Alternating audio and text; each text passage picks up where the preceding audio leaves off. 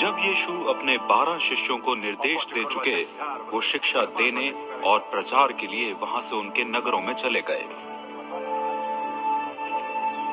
बंदी गृह में जब यूहन्ना ने मसीह के कामों के विषय में सुना, उन्होंने अपने शिष्यों को यीशु से ये पूछने भेजा, क्या आप वही हैं जिसकी प्रतिज्ञा तथा प्रतीक्षा की हुई है, या हम किसी अन्य का इंतजार करें?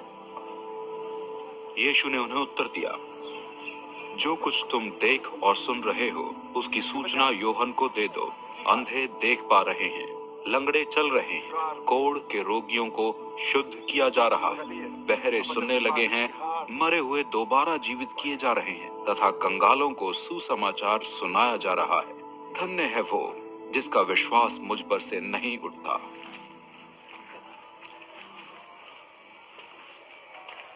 जब यूहन्ना के शिष्य वहां से जा ही रहे थे, यीशु भीड़ से यूहन्ना के विषय में कहने लगे, तुम जंगल में क्या देखने गए हुए थे? वायु द्वारा झुलाए हुए सरकंडे को? यदि ये नहीं तो फिर क्या देखने गए थे? कीमती वस्त्र धारण किए हुए किसी व्यक्ति को? जो ऐसे वस्त्र धारण करते हैं, उनका निवास तो राजभवनों में होता है। तुम क्यों गए थे? किसी भविष्यद्वक्ता से भेंट करने? हाँ, मैं तुम्हें बता रहा हूँ कि ये वो है जो भविष्यद्वक्ता से भी बढ़कर हैं। ये वो हैं जिनके विषय में लिखा गया है, मैं अपना दूत तुम्हारे आगे भेज रहा हूँ, जो तुम्हारे आगे आगे जाकर तुम्हारे लिए मार्ग तैयार करेगा। सच तो ये है कि आज तक जितने भी मनुष्य हुए हैं, उनमें से एक भी बपतिस्मा देने वाले यूहन्ना से बढ़कर नहीं। फिर भी स्वर्ग राज्य में छोटे से छोटा भी यूहन्ना से बढ़कर है। बपतिस्मा देने वाले यूहन्ना के समय से लेकर अब तक स्वर्ग राज्य प्रबलता पूर्वक फैल रहा है और आकांक्षी उत्साही व्यक्ति इस पर अधिकार कर रहे हैं। भविष्यद्वक्ताओं तथा व्यवस्था की भविष्यवाणी यूहन्ना तक ही थी। यदि तुम इस सच में विश्वास कर सको तो सुनो, यूहन्ना वो एलिया है जिनका दोबारा आगमन होना था। जिसके सुनने के कान हो वो सुन ले। इस पीढ़ी की तुलना मैं किससे करूं? ये हाट में बैठे हुए उन बालकों के समान हैं जो पुकारते हुए अन्यों से कह रहे हैं, जब हमने तुम्हारे लिए बांसुरी बजाई तुम ना नाचे, हमने शोक गीत भी गाए फिर भी तुम ना रोए। बपतिस्मा देने वाले यूहन्ना ना तो रोटी का सेवन करते थे ना दाखरस का, इसलिए उन्होंने घोषित कर दिया उसमें प्रेत का वास है।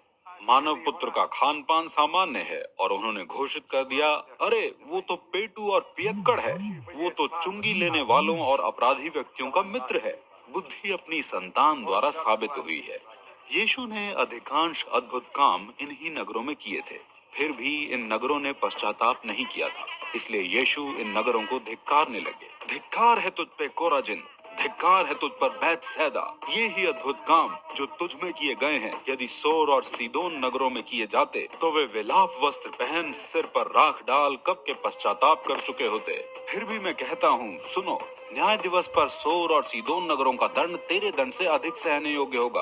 और कफरनहूम, क्या तू स्वर्ग तक ऊंचा किए जाने की आशा कर रहा है? अरे तुझे तो पाताल में उतार दिया जाएगा, क्योंकि जो अद्भुत काम तुझ में किए गए, यदि वे ही सदोम नगर में किए गए होते तो वो आज भी बना होता।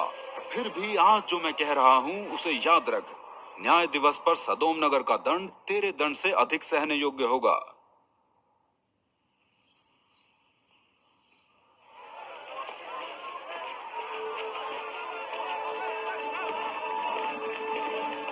ये वो अवसर था जब यीशु ने इस प्रकार कहा, पिता, स्वर्ग तथा पृथ्वी के प्रभु, मैं आपकी वंदना करता हूँ कि आपने ये सच समझदार और ज्ञानियों से तो गुप्त रखे, किंतु इन्हें मासूम शिशुओं पर प्रकट किया है।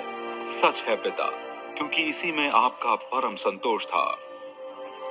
मेरे पिता द्वारा सब कुछ मुझे सौंप दिया गया है।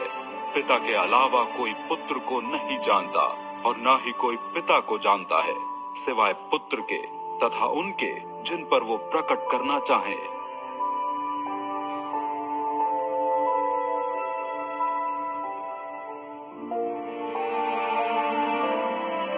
तुम सभी जो थके हुए तथा भारी बोझ से दबे हो, मेरे पास आओ, तुम्हें विश्राम मैं दूंगा। मेरा जुआ अपने ऊपर ले लो और मुझसे सीखो, क्योंकि मैं दीन और हृदय से नम्र हूँ, और तुम्हें मन में विश्राम प्राप्त होगा। क्योंकि सहज है मेरा जुआ और हल्का है मेरा बोझ।